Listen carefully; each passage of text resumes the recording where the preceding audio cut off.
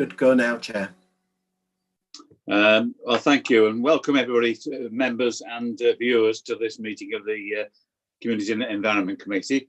It should be quite a short meeting, only 2 items to discuss, but who knows, there may be a lot of conversation to be had.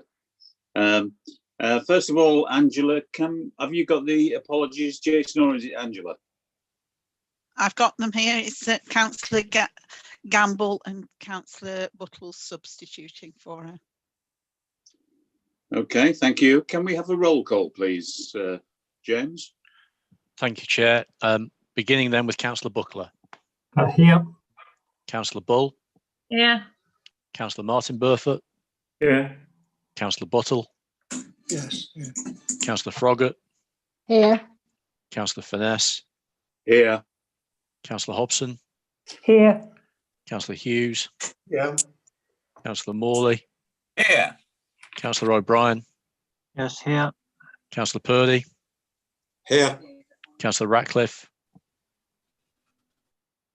I can see Councillor Ratcliffe. Although I think your camera's frozen, is it, Councillor Ratcliffe? Okay, we're moving on. Councillor Slack. I don't see Councillor Slack. Councillor Statham. Here. Councillor Sutton. Here. Councillor Wayne. Present. And Councillor Wakeman. Here. Thank you, Chair. Thank you, James. Item 2 is public participation. I don't think we have any, is that correct? That's right, Chair. There is no public participation this evening. And no member questions, I understand. That's correct also, yes. Does anybody here have any interest, personal interest in the items on the agenda? If so, please say so now. I do, thank you, Chair. It's Councillor Stouffville. I've got a non-pecuniary personal as regards item 4, Ashbourne Neighbourhood Plan, due to the fact that I'm actually a town council member. Thank you, Councillor. Move on to item 4, which is the Ashbourne Neighbourhood Plan. Mike, please, if you could talk us through that. Yeah, thank you, Chair. No problems. The report's a fairly sort of straightforward report for committee to consider. It sets out the details of the examiner's report and his recommendations in relation to the Ashbourne Neighbourhood Plan. Just by way of a little bit of background, the representations that are received during the public consultation exercise on the draft neighbourhood plan were submitted to the examiner last year, and he has now concluded his considerations of those representations, and his report sets out those for you to consider this evening. In essence, what the examiner has done is he has said that, taking account of the representations that have been received and the contents and evidence that have been provided to him, he feels that with modifications, that the Ashbourne Neighbourhood Plan meets the basic conditions that are set out in the legislation, and that on his recommendation, the Ashbourne Neighbourhood Plan can proceed to referendum. As officers, we're recommending to committee tonight that the recommendations that he is making be accepted, and that the Ashbourne Neighbourhood Plan then can proceed to referendum on the 6th of May. Thank you, Mike. Councillor Hughes. Thank you, Chair. I have a question. The first question is, and correct me if I'm wrong, is the Ashbourne airfield site excluded by the inspectors from this neighbourhood plan? And is that because it's not within the Ashbourne parish, civil parish? The majority of the Ashbourne airfield site lies outside of Ashbourne parish, and therefore lies outside of the jurisdiction of the Ashbourne neighbourhood plan. Understood. If somebody wanted to produce a neighbourhood plan for the airfield itself, could that be done? Technically, it could be done, but it would mean that the neighbouring parishes around there would have to join together to prepare a plan, because it's divided by, I think it's at least 3, possibly 4 separate parishes. And then parts of this neighbourhood plan that we're considering this evening would then have to be revoked if it got to that stage. Okay, thank you very much. Thank you, Mike. Councillor Bull. Yes, thank you, Chair. Upon this, I'll just give a bit of a clarification actually to Councillor Hughes. When this all started out such a long while ago, 7 years to my adding up, if not longer, we all sat down and looked at the fact of going towards the other parishes to incorporate the airfield at the time. But it was all new as the new policy came in on the Public Act again, the Localism Act. And so they felt that they didn't want to get involved. And so we had to do it and draw the boundary for what we was in our parish, and had to coincide with that. And like I said, this has been 7 years in getting to this stage. A lot of hair pulling out and everything else.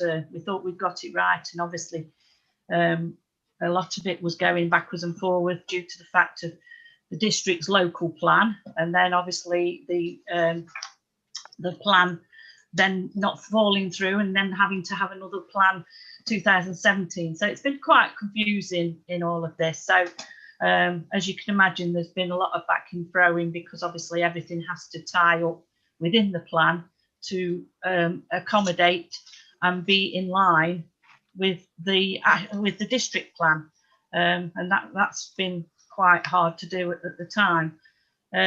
Looking at this, as we know, and I've read through it many a time, but I would like to say now that I think we have achieved where we are with it. Everybody within the town council, the Ashbourne neighbourhood steering group, and any community people that have been involved in preparing and getting this together, I think they've done a remarkable job. And I am pleased to say that I would like to move the recommendations as stated, and from the examiner's point of view, that it moves on now to the referendum. Thank you. Thank you, Councillor. Councillor Purdy. Thank you, Chair. Well, I'm happy to second. I don't know if anybody else wants to say that, but I want to just congratulate the Ashbourne team, because it has been a long journey, as Councillor Bull has just said, and with lots of complications along that journey. So it must have been very frustrating at times. So congratulations on reaching this stage. My only comment for Mike is there does seem to be a lot of amendments and crossings out, and recommendations seem to be more in this one than any other, Mike. So is that part and parcel of the complications of the plan of the journey, or the inspector? The examiner has got a role to play in terms of looking at it in terms of the 5 basic conditions, and some of those are related to how it fits in with the National Planning Policy Framework and how it fits in with the local plan. There are things around the habitat regulations and the human rights legislation as well. We as a district council made some significant, I would say, representations on this particular neighbourhood plan, and the examiner has, in my view, seemed to sort of side with the district council in quite a significant number of places. But what he hasn't done is he's gone to the point where he said, which he could have done as part of this process, and said the plan is not suitable or fit for purpose and doesn't meet the basic conditions. What he's done is, as he's done with others, he's made changes and recommended modifications to enable the sort of local flavour to still maintain within the content of the plan and enable it to move on at the same time. Thank you, Mike. Thanks, Chair. Councillor Burford. Thank you, Chair. Yes, I'd like to endorse the comments of Councillor Bull and Councillor Purdy as well, in congratulating the team that have produced this plan. It seems to be quite admirable, and I do think that the inspector, or the examiner rather, has put in a lot of work and amended where possible, where feasible. But I'm just looking at pages 59 to 60 actually, and the the policy on design. Excuse me, if we've got some water. Policy on design. I wonder to what extent this is sort of aspirational rather than prescriptive, because obviously when I read the paragraph on page 60, which is obviously the examiner's amendment to what was proposed before, I think that's absolutely admirable. But I wonder to what extent it's sort of a case of principle as opposed to practice, because I think if every housing development adhered to those paragraphs on page 60 to 61, I think every development would be absolutely perfect, but we don't see that sort of thing very often. And certainly in Matlock and parts of Ashbourne, I believe as well, there are a lot of problems with the plans that are approved from private developers. So I know that other members share my view that any significant development should really be accompanied by a design brief and layout that's got to be agreed before anything else is considered, so that we know exactly what's going to happen on that site. Whereas at the moment, I think everything seems to go, and I think there are a lot of details of design, external layout, external surfaces, and also landscaping, and the framework of the site of the development, which doesn't seem to be adhered to when it comes down to it. And I think the enforcement tends to be rather poor as well.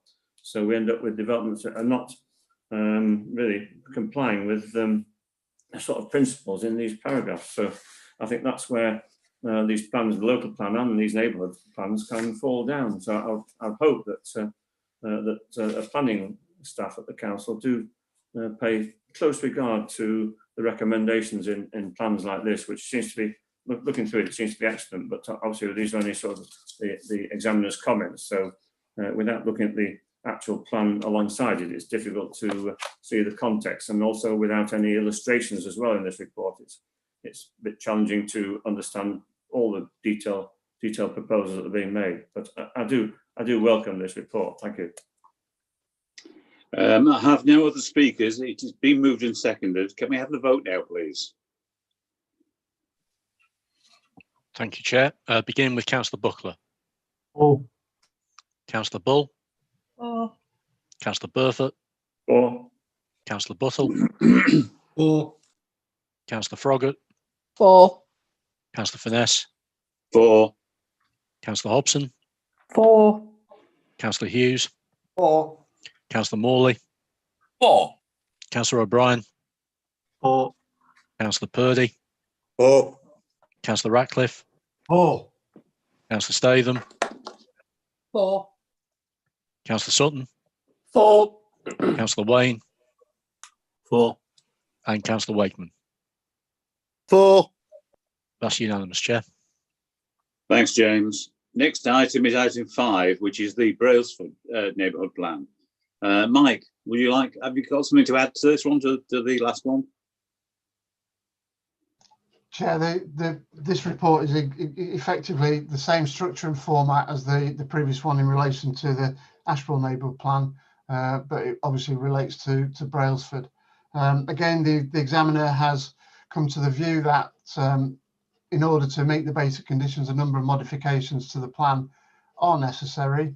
But with those modifications that he's recommending in his report, the Brailsford neighbourhood plan meets the basic conditions and then therefore can move forward to referendum. Again, our officer recommendations are that you accept those recommendations and that the Brailsford neighbourhood plan moves forward to the referendum on the 6th of May. Councillor Morley. Thank you, Chair. I would like to move that we accept this as written, and I'm going to try and make it sound not like an awards ceremony, but there are a great deal of thanks to be done to a lot of people, primarily Brailsford Parish Council and their subgroup, their working committee who worked on the plan. I won't repeat what was said before, but there's a mirror in what happened to Ashbourne. They put a lot of work in over a very long time. Ably supported, I'm happy to say, by Mr. Hayes, who's here with us tonight, and the board councillor. So in those circumstances, I should like to move that we accept the report as written. Thank you, Chair. Thank you. Councillor Wakeman, has your hand up? Yes, I'd like to second it, please, Chair, and congratulate everybody on good work. Thank you. I can't see anybody else ready to speak. Not showing on my chart. Okay. So it has been moved and seconded. So can we have a vote, please? Thank you, Chair. Beginning with Councillor Buckler, For. Councillor Bull, For. Councillor Burford, For. Councillor Buttle, For. Councillor Froggatt, For. Councillor Finesse, For. Councillor Hobson, For. Councillor Hughes, For. Councillor Morley, For. Councillor O'Brien, For. Councillor Purdy, For. Councillor Ratcliffe, For. Councillor Statham, For. Councillor Sutton, For. Councillor Wayne, For. and Councillor Wakeman. For. That's unanimous, Chair. Thank you, James. Well, that concludes the business for tonight. I don't know if it's the shortest meeting we've ever had, or certainly one of the shortest. And thank you all for participation. So we'll now close the meeting down. Thank you. Bye. Thank you, Chair. Good night, everybody. Thank you. Bye-bye. Bye-bye. Thank you. Good evening. Everybody.